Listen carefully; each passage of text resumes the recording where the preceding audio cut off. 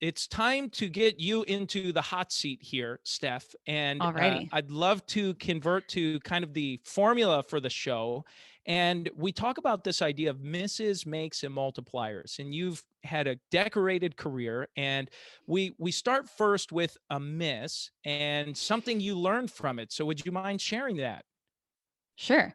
So here's a big one. And this is definitely going to be really helpful for people. If anyone listening is like either in high school or college or advising somebody in high school or college, is one thing I wish that I would have done is get a business minor, right? I loved my psychology degree, loved every class, but I do wish I'd gotten a business minor because that's so advantageous for like everything you're going to do. And most things, I mean, even jobs that you wouldn't anticipate are entrepreneurship in some sense, right? Like if you're going to open your own therapy practice or if you're going to be a hairstylist, those are both entrepreneurial ventures. And so that's a big one.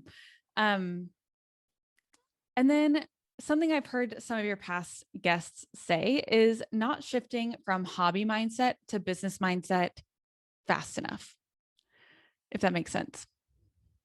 That's a really good one. That's a really good one. Can you share what that means to you? Sure. So I started my current business selling coffee mugs. Okay. So like I said, I loved the Enneagram and I was listening to a podcast about entrepreneurship and my previous side hustle had ended. And so I was like, all right, so what's my next one going to be?